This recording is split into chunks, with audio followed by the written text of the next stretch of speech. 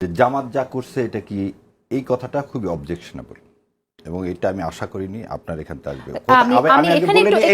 আমাকে কিন্তু আগের বারের প্রতিবার আপনি থামিয়ে দেব না, আপনি বলবেন আপনারই টাইম, কিন্তু যেহেতু আপনি একটা কথা শেষ করতে দেন তারপর আপনি বলেন প্লিজ, একদম অনুরোধ করতেছি। আচ্ছা বলেন আপনি। হ্যাঁ বলেন।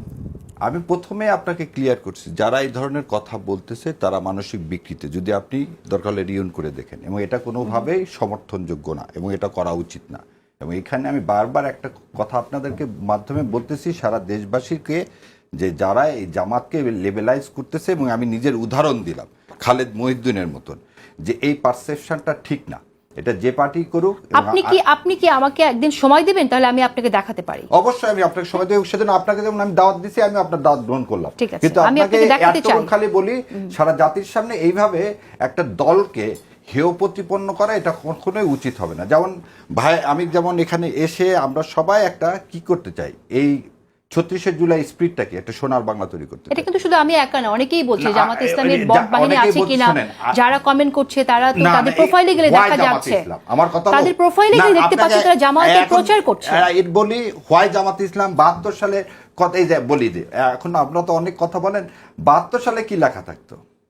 আজকে যে কথা বলতেছেন, আজকে অপশাসন গত ১৫ বছর তো এই কথা বলতেই পারতেন না। আজকে যারা এইগুলো কথা আমরা তো এখানে বলতে পারতেছি আগে বলতে শেখ হাসিনা ভাই কথাটা শোনেন রে ভাই,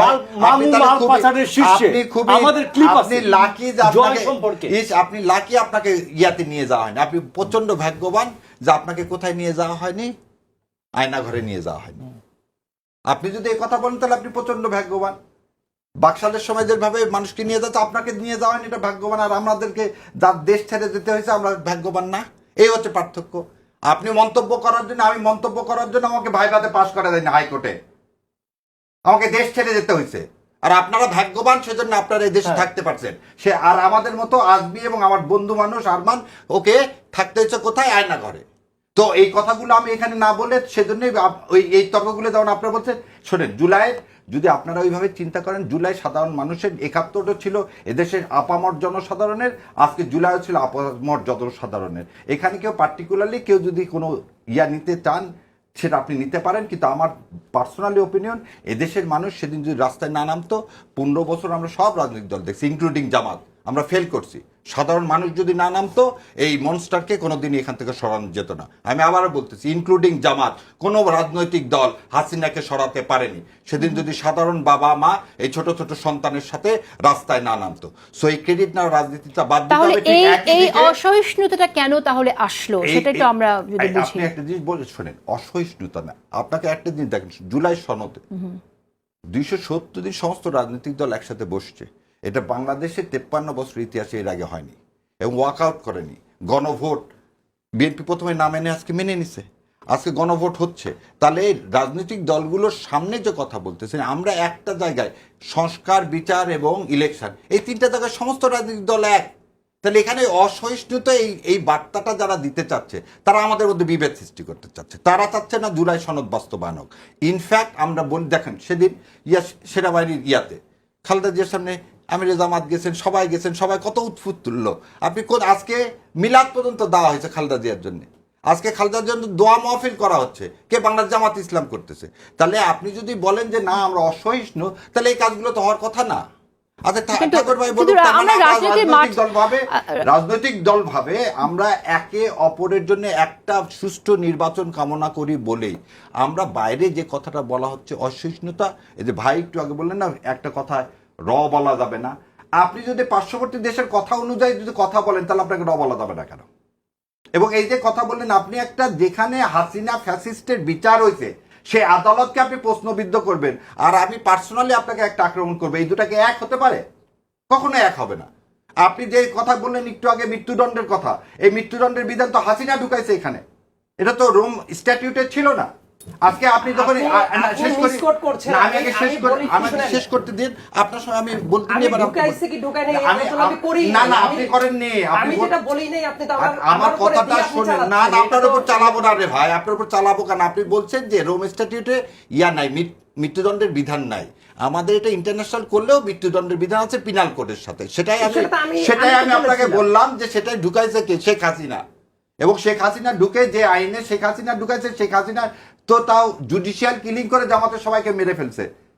আজকে তো কোনো জুডিশিয়াল কিলিং হচ্ছে না, তাহলে আজকে আপনি যদি ওই আঙ্গুল তোলেন তার তো ভবিষ্যতে এসে বলবেন যে এটাও জুডিশিয়াল কিলিং। হাসিনাকেও জুডিশিয়াল কিলিং করা হচ্ছে।